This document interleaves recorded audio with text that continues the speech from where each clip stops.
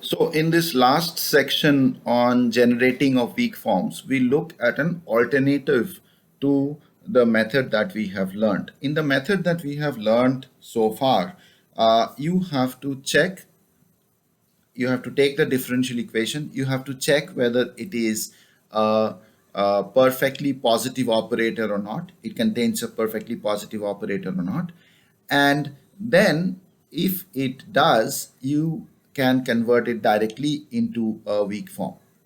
So you have a theorem that allows you to do that. Now, suppose you don't want to do it or you cannot do it. In that case, we use other methods of generating weak forms, and the most important of those is the method of weighted residuals. Now here we don't check whether the operator is, we actually don't care whether the operator is strictly positive or not. We apply the weak form. If the operator turns out to be strictly positive, then the weak form that you will get in many cases will be the same as the weak form that you get by the formal method that we have learned in the previous slides. But since we are not checking, we will get a weak form, but whether that would be a valid weak form or not is not guaranteed. Okay, but this is used in many cases, and this in many situations does generate a viable weak form that can be used in numerical calculations. So let me explain the method with a scalar equation. So this is a scalar variable, let's say, and an operator as usual. B is the right hand side. So this is the equation that we are solving, and we assume a solution of this form. Here, this is a function of x, and these are also functions of x, and n is a number that you choose. The number of functions, number of independent functions, basis functions that you choose. And this function is arbitrary apart from the fact that phi naught and phi j's have to be linearly independent, and also phi naught and phi j must satisfy certain boundary conditions which are dictated by the boundary conditions that come with this. We will see an example where I'll try to make clear what kind of boundary conditions these guys need to satisfy. Now, I have put this h here because this h indicates that it's an approximation, it's an approximate solution. So I plug this approximate solution into the left hand side of this equation. So I calculate a phi h minus b, which of course will not be equal to 0 unless I have hit upon the right phi. So with this approximate solution, this will not be equal to 0, but it will be equal to r, which we call a residue. So residue is a function of x again, but it gives you the difference between a phi h and b.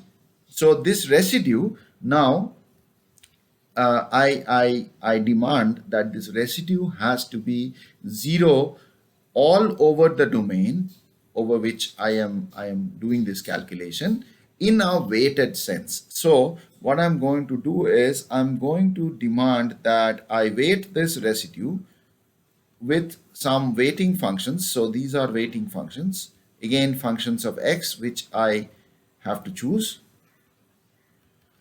and then integrate it over the whole domain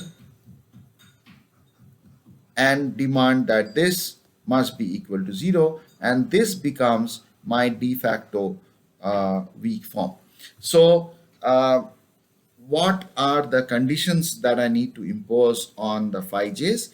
Phi j's firstly must have non-zero derivatives up to the order that appears in this. So none of the phi j's should give 0 for any of the terms that are involved in this. If this has a second order derivative, then phi j's must be non-zero up to second order.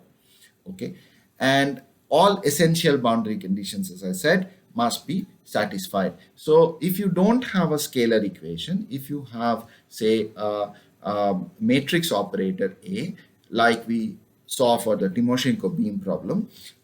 Then you have AU equal to B, and you choose n number of functions with undetermined coefficients Cj in this form. So again, U0 and Uj have to satisfy proper boundary conditions, and then we take the inner product with us n set of weighting functions. So we set the inner product of psi I, which are the weighting functions, with the residue R, residue being the the vector that you get after you do this operation with u replaced the by the approximate u that you have chosen. We set this equal to 0 over the whole domain, and this gives me the integrated weak form.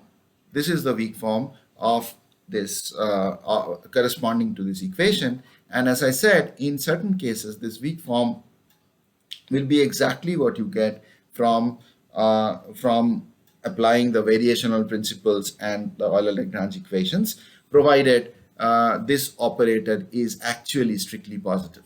But you can apply this method even if it is not strictly positive, and you might actually get away with it. Get away with it in the sense that you might get a solution from a numerical method like finite elements.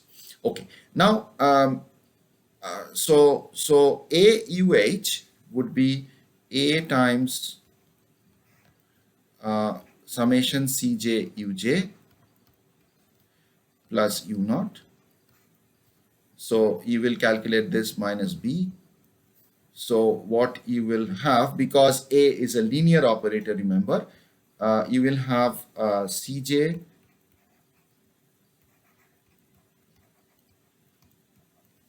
so it will satisfy all properties of a linear operator. This would be your residue, and then you will take the weighted residue to be 0. So now what I'm going to do is I'm going to take the inner product. So this is, remember, the inner product in L2, which we have denoted like this. So this inner product with R integrated over the volume will be set to 0.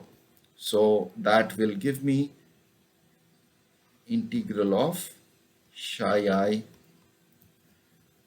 dotted with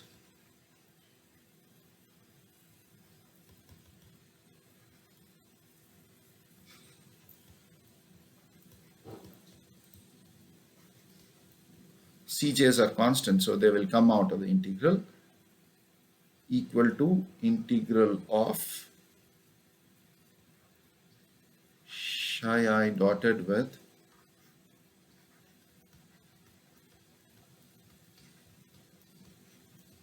so this is what you will get from this residue. Now look here, this contains n equations, so I can go from 1 to n. You have n weight functions, you have to choose n weight functions, so this will be n equations, and this term contains n terms as well. So j also goes from 1 to n, so you have j so you have n uj functions and n psi I functions. So now I can write this equation, both sides of this equation, as a matrix equation, where I write it as k times c equal to some f.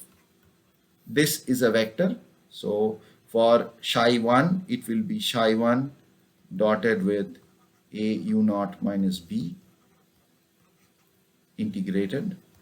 So this will be the first term, then the second term will be psi 2 dotted with a u naught minus b dv, and so on up to n. So the last term would be psi n dotted with a u naught minus b dv. So this would be the right hand side. The left hand side would be a matrix. We can write it as a matrix. So first term in the matrix would be psi 1 dotted with a u1 dv. Second one will be shy2 dotted with a shy1 dotted with a u2 dv, and so on, multiplied by the set of constants that have to be determined, c1, c2, etc. So that will be equal to this right hand side that we have written. So it's the right hand side is like your force vector, this is like your stiffness matrix, and what you are solving for are these unknown constants. Once you have these unknown constants, then you will be able to reconstruct the variable u that you are solving for. Okay, so let's take an example of this. So I have written down the expression for Kij here. This is exactly what we discussed. Now, before taking the example, there are various ways, there are various recipes for choosing Shy I. So depending on the recipe that you use, it has a different name. For example, these two methods are important for us. So in the Galerkin scheme, what we do is uh, we take Shy I to be same as u. So this will become ui dot auj, right? So this is what will happen when you use the Galerkin scheme. When you use the Petrov-Galerkin scheme, you take Shy I to be not equal to ui. That's the Petrov-Galerkin scheme. There are two other methods that are used. We don't use, we are not going to talk about the collocation much. Collocation uses the delta function as the weight. Okay. Now, the least square is interesting. The least square uses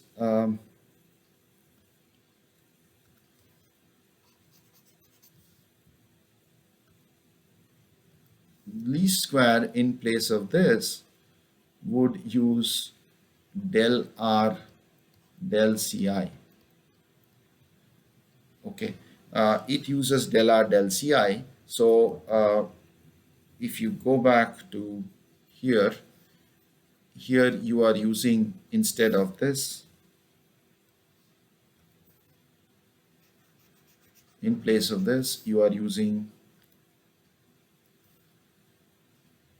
del r del ci, and then if you look at it, this is actually del ci of r square, which will give you del r del ci, or twice del r del ci dot r. So you set the integral of this to 0, so the 2 goes away, and you are left with this. You are left with this. So in the least square method, you are actually setting del r del ci of r square, the squared residual, to equal to 0. So this is the least square method. This is the least square method. We sometimes do use the least square method even in finite elements to generate weak forms, but most of the time we are using the Galerkin scheme. Most problems will be done with the Galerkin scheme to get the Kij for our problem. Now let us look at a rather simple example, 1D example. So this is an equation that we want to solve. This is an equation that we want to solve, and then we choose this as our as we had suggested here. We choose this kind of a approximation. So the CJs have to be determined. There are a few of them, let's say 3 of them, 2 of them, whatever. So these are the boundary conditions. U0 is 0, U prime is 1. Now we can take the boundary conditions in this way to simplify things. So on phi 0, we take phi 0 at 0 is equal to 0, and phi j at 0 also has to be 0, so that you get u0 equal to 0. So both of these things have to be 0 at 0. At 1, you need the derivative to be 1. You need the derivative to be 1. So the derivative of phi prime, phi 0 prime, can be taken to be 1, and the derivative of phi j prime can be taken to be 0, so that this satisfies exactly the same boundary conditions as the original function that is envisaged. Okay, so now after putting these boundary conditions, you now have to choose linearly independent functions. So the first function that we will choose is linear in x. The second function will be quadratic in x. The third function will be cubic in x. So we are assuming that this has a series kind of solution, but we could have taken x square, x cube as successive approximations. That would have also worked. But instead of doing that, we will take phi 0 to be linear, which is a plus bx. Now remember, phi 0 has to satisfy this boundary condition and this boundary condition, and if you make it satisfy those boundary conditions, put phi 0 0 equal to 0, that means a is 0, phi prime 1 is 1, then b is 1, then phi 0 becomes simply equal to x. So phi 0 for our case is simply equal to the function x. Now phi 1 is a plus bx plus cx square. Again, plug in these boundary conditions that phi 1 should satisfy. So it should be 0 at 0, and then its derivative should be 0 at 1. So if you do that, this is what you will get. And without any loss of generality, you can take c to be equal to 1. You can take phi 1 to be this function, x 2 minus x. This becomes your second basis function, the quadratic basis function. Why doesn't it matter that I take c equal to 1? Because if I take c not equal to 1, it will get absorbed in this cj, because remember, cj's are the ones that we are going to determine. So whatever constant is there in the front can always be absorbed in cj, and if you take c equal to 2, for example, cj will come out to be half of what it does when you take c equal to 1. Okay, so this constant we need not worry about. The constant to the front we need not worry about, because it gets absorbed in the C1. Similarly for C2, so phi 2 is now the cubic. So phi 2, again applying this boundary condition for 2 and this boundary condition for 2, would turn out to be, and you check this out please, to be this function. So with these choices for phi's, we have approximate solution, which is UH equal to phi naught is x plus C1 into C1 into phi 1. Phi 1 is x times 2 minus x. This is phi 1. And C2 into x square 1 minus 2 by 3x. So this is my approximate solution, which I am now going to plug into here to find the residual. So I will plug it in this term and this term, and then the residual will come out to be this. Please check it out. The residual, of course, is in terms of C1 and C2, which I need to determine. Now I will show you, we will carry it out only for the Galerkin method. The others you can try on your own. The answers are given. So in the Galerkin method, we will use the same functions as weight functions as we have chosen phi's. So phi psi 1 will be phi 1, which will be x into 2 minus x, and psi 2 will be what have we taken? Psi 2 would be x square into 1 minus 2/3 x. So psi 2 would be x square into 1 minus 2/3 x. Both of these follow the boundary conditions that we have specified for this problem. So these are my weight functions. So what I'm going to do is set 0 to 1 psi 1 r dx to be equal to 0, where r is this. So this will give me the first equation. So when I do that, what I have is c1 times 0 to 1 x into 2 minus x times this function dx plus c2 0 to 1 x into 2 minus x, then this long function,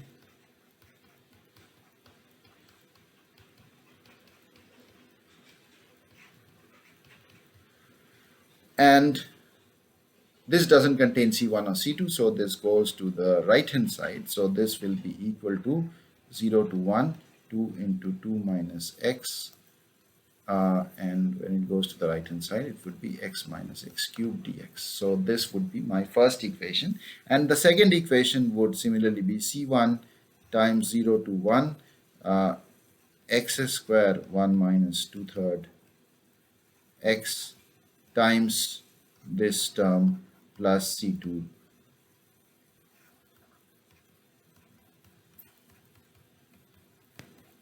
times this whole term dx, and the right hand side would similarly be 0 to 1 x square 1 minus 2/3 x minus x cubed dx. So this is my system of equations from which I will have to solve for c1 c2. So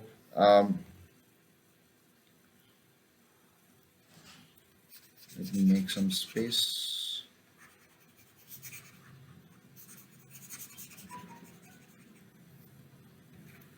So the way I will write this is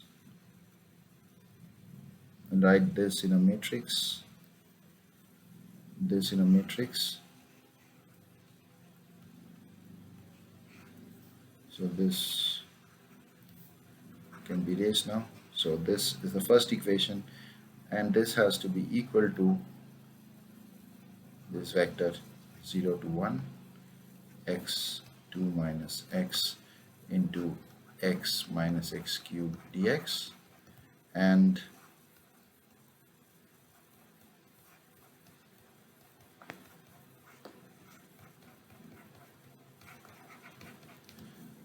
this equation, once you evaluate these integrals, these would just be numbers. So once you get these numbers, you will get this whole matrix, which is my K, this matrix is my C, and this is my F.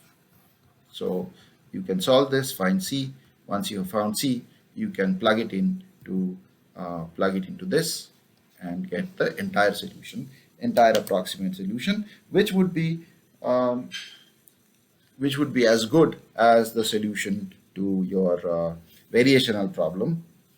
If you had derived the weak form from the variational root, it would be as good if the operator that we have here is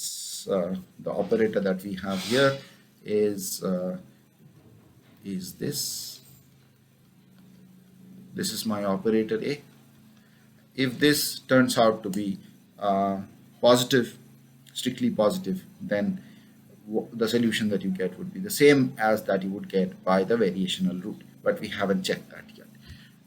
Okay, now let me just summarize what we have learned. So in many cases, we have an equation like this, where A is a matrix of operators, U is what we need to solve for, and F is a specified vector of known functions. So we derive a weak form for this and try to solve for these quantities. Now, in order to derive the weak form, we have two routes to achieving that. If the operator is strictly positive, self-adjoint, etc., then we can write down the weak form immediately, or we use a weighted residual technique that we just learned, and these are all residual techniques, weighted residual techniques, but Galerkin is the one that we like the most. So these are the two routes available to us to generate a weak form. But in many cases, for example, in elasticity problems, the weak form follows from a physical principle. For example, the inelasticity, the principle of minimum potential energy that we had discussed, minimization of that leads to the Navier's equation of elasticity. So this is the strong form of the problem, and the weak form is already known from this principle of minimization, minimum potential energy, um, that elastic bodies must satisfy. So, not in all cases, but in some cases, such physical considerations are available, which would lead to which, when minimized, would lead to the governing differential equation as well as the natural boundary conditions. The essential boundary conditions have to be satisfied, have to be specified separately. So I hope you'll go through this. This is an important part of the course, and this is slightly heavy on the maths, but this will be the starting point. Especially this would be the starting point for elasticity problems, but for general situations which are not necessarily elastic situations, situations involving linear elasticity, you might have to resort to finding your own variational principle, in which case you have these two routes available. So that's all for this week. We will meet on Monday, and if you have any questions, we will discuss.